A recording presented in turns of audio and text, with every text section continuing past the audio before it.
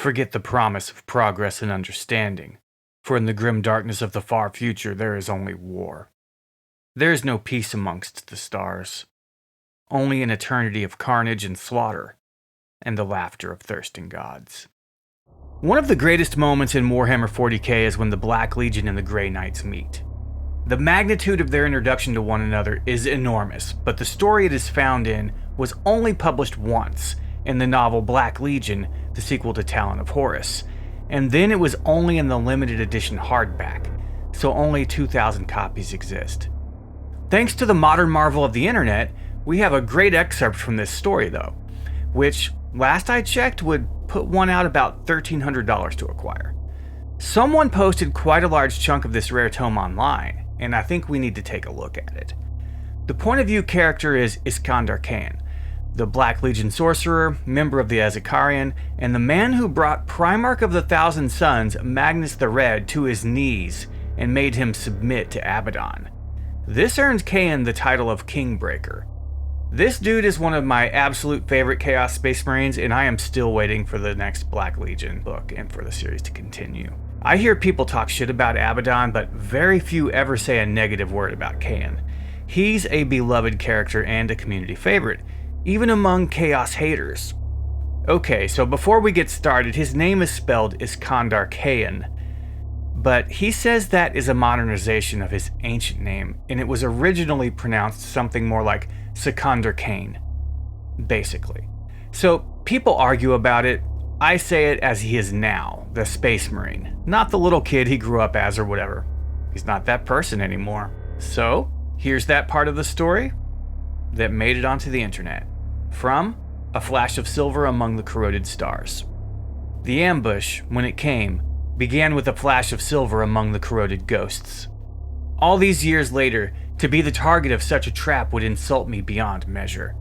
But this was only the 4th year of the First Black Crusade, and my enemies in the Ordo Hereticus did not yet know me. What was I to them but another traitor Legion officer with powerful but undefined psychic abilities? Just another demon binder, just another slave to the Pantheon. They believed 5 warriors of their order would be sufficient. They let fall the psychic barrier that had prevented me from seeing and sensing them. Their manifestation heralded 2 truths in the same moment. The first being that the distress call was of Imperial manufacture, and doubtless had its genesis aboard their psychically cloaked vessel. And the second being that they were not individually powerful. Their psychic might came from a gestalt aura created by their merging auras. They surrounded me, the air still rank with the stinking bang of teleportation. Warp lightning serpentined down the focus veins of their backpacks, each snake's spinal crackles dispersing angrily in hissing snaps. Their ceramite armor was silver. Their faces were hidden by their stylized knightly helms. They each carried weapons that bristled with psychic force. How enthusiastic they were, these silver children. How eager, with the energy pent up in their weaponry and the harmonic hum of their unified souls. "Greetings," I said to them. Nagwal roared, baring his saber fangs. This was unnecessary, but there was something to be said for his loyalty. "In the name of the Emperor, upon his golden throne, we do judge thee Diabolus Traitoris." Thus from the Coven's leader, a figure with rune-marked cream robes over his silver ceramite, carrying a crackling force staff. His next words were no surprise at all. "The sentence is death." I raised my bionic hand, with my palm facing them. The torrent of explosive shells that would have annihilated me entirely burst against a telekinetic shield. I held my position and the barrier in case they tried that again. I drew Sacramentum with deliberate slowness, letting her sing her rasping song as she came free. "I trust the beacon was a falsehood for which you are responsible." They advanced on me, weapons raised. Nagwal cringed back, the smoke of his fur thinning, the strength of his presence fading. The closer they came, the more decrepit he appeared, second by second. Interesting. "That's close enough," I warned. They did not listen, so I killed one of them, One moment, he advanced with 2 blades in his hands. The next, he was a writhing, jerking pillar of flesh and bending, battered ceramite, grunting and bleeding as his armor deformed against and into his body. He died swiftly, because the ceramite that had been protecting him had bent its way into his chest cavity, rupturing his internal organs. A node of scarlet pain appeared within the invisible aura shared by the squad of silver warriors. They were diminished without him, feeling the wisps of his agony. In the moment of the warrior's death, I had ransacked the carnival of misfiring synapses that passed for his final thoughts. He had been a stoic creature, mourning an unfinished duty rather than panicking over a life lost. Ideas and images played out behind my eyes, memories that were not my own, of moments I had never experienced. I suppressed the disorientation, keeping my focus on the 4 surviving warriors. Grey Knights. I spoke the name I had ripped from their brother's dying mind. What do you... They floored me. They gathered their damaged union in a single breath and hurled me to the ground with a telekinetic tide. My black armor scraped across the earth for almost 30 meters, shredding sparks as I skidded across the dust. Had I not been shielded, their blow would have torn me limb from limb. They moved against Nagwal, but the demon was too cunning to face them alone. He dissolved into shadow before their blades could come close. As I was hauling myself back to my feet, I sensed him nearby, preparing to reshape himself and join me once more. No, I warned him. I will deal with them. He remained discorporated, but I sensed the conflict between his predatory caution before the holy warriors and his naked bestial loyalty to me. I reassured him with a wordless pulse that he was not breaking his pact to me by remaining unseen for now. These were dangerous foes, their presence anathema to demon kind. It was my fight. We advanced upon each other, I against the 4 of them. Sacramentum leapt from the dirty ground where she had fallen, slamming back into my palm. This city makes for a fitting grave, their leader called. Is that not right, Iskandar Khayon of the 1,000 Suns? From shadow and shame recast, I replied. In black and gold reborn. Their unity was not absolute. One of them broke into a sprint ahead of his brethren, his twin swords whining in the gritty air. I am the point of his sword, the warrior cried. I am the bane of... What he was a fool. I took him in 3 blows. 4 if you count disemboweling him when I dragged Sacramentum out of his guts. 5 if you count beheading him on the backswing. I kicked the corpse aside and met the other 3 as one. Afterwards, I sat in the dust and cataloged my pains. My agmetic arm lay dead at my side, the engraved metal limb unpowered and refusing to answer me. The fingers now stilled extensions of a shattered palm. The Keltaran crest of my helm, unchanged since the rubric of Ahriman, was broken upon the ground. The blow that had cracked it apart had cleaved my helmet open and traced a line of psychic fire from my forehead to my collarbone, peeling away a fair section of my face with it. The toxic air sank its way into my lungs, and the foul grit abraded the wet, bare bone of my skull. Nagwal shimmered back into being and proceeded to lick the blood from my face. You are not helping, demon. Chastened, he moved away. One of the Grey Knights was not dead. I rose with a grunt, suspecting from the way my innards shifted that the reinforced shell of my rib cage was broken in several places. Something in my chest slipped lower, with a resulting sense of queasiness. This was new. I crossed to the Grey Knight, who lay sprawled in the dust, missing both legs and sucking in air through what remained of his punctured lungs. Sacramentum had made an incredible scarring map across the warrior's chest plate, and my warp flame had blackened his armor. What wasn't half melted to sludge was a cracked and flaking ruin. I was amazed he still lived. Even considering a Space Marine's legendary endurance, the thing at my feet was barely recognizable as human anymore. He had been the one to rip open my helm. It was only when I tried to speak that I realized my jaw was broken.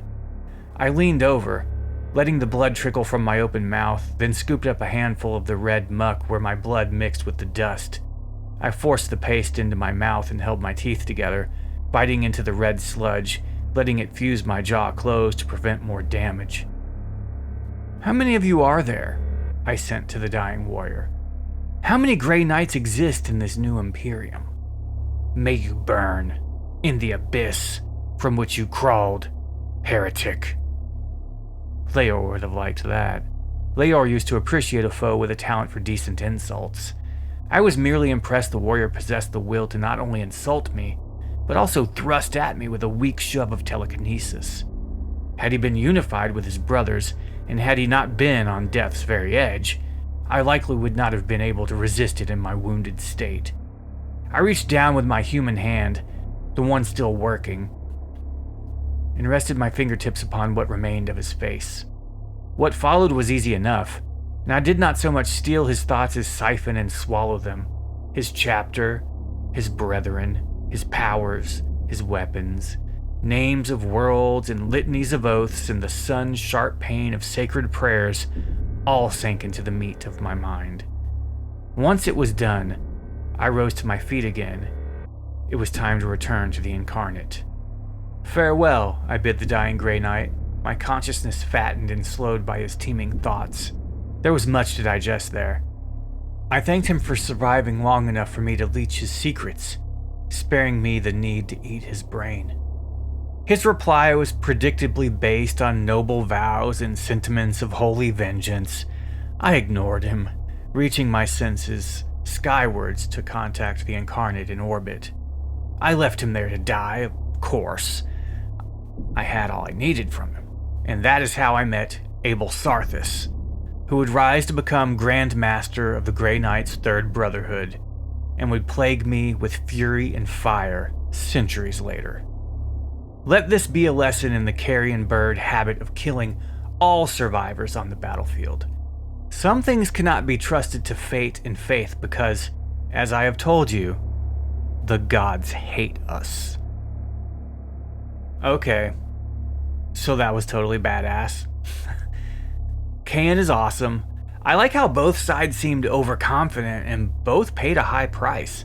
Iskandar didn't even know his jaw was broken until he went to speak.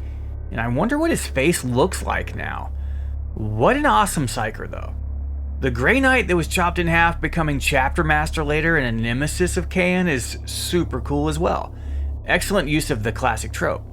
Very nicely done, and I hope to see their adversarial relationship flourish in the future. Perhaps that is even who is debriefing him in the Black Legion books, as he's in the custody of the Inquisition. It's fun that he actually turned himself in to gloat and to set the record straight, but that's pretty interesting that he's got a foe on that level, whether that is his captor in the full-length novels or not. I would love to read this whole story. We can infer that the Grey Knights baited him there, and they knew who he was and that he was a Chaos Space Marine, but they assumed he was still of the Thousand Sons. Though the Grey Knights did as much research as they could have, they didn't really know who or what they were truly dealing with, and Khayon was just as shocked that they existed as they were by his power level. Pretty cool, and interesting that the Black Legion is aware of the Grey Knights, as most loyalist factions don't even know they exist. I just wish it wasn't impossible to find and expensive as hell if and when one finally does track one down. Now, if you haven't read The Talent of Horus and Black Legion, then you really should. It will give you a much deeper perspective on the Black Legion, Khayon, and Abaddon himself. And I know a lot of people love to hate on Abaddon, but I don't know anyone who still thinks that he sucks after reading those books. It's weird, but I honestly feel like the War Master Abaddon has a strong sense of honor and loyalty, rivaling that of even Angron's. Abaddon gets brotherhood, and that's what the Black Legion is. Brotherhood for the brotherless. And no Legionnaire is more of a brother to the War Master than the Kingbreaker. I love how very little of the Sons of Horus remains in the Black Legion. It isn't about that. The Sons of Horus were practically eliminated, and Abaddon forged his shame into a new brotherhood, and will take anyone who is willing to swear fealty to him, even loyalists. If you're willing to follow him, Abaddon will have you.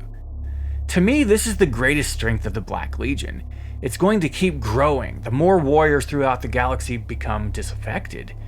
With the Imperium in such a state of decay, that means a pretty steady stream for the top-knotted Chthonian ganger turned War Master of Chaos. Will Khayon rise? Will he get to finally finish off Abel Sarthas? I hope so one day. I personally like the Black Legion a lot more than the Grey Knights. Anyway, that wraps it up, folks. Remember, the grim darkness of the far future is a horrifying, hyper-tyrannical hellscape, but the seeds of that future are sown now by us in the third millennium.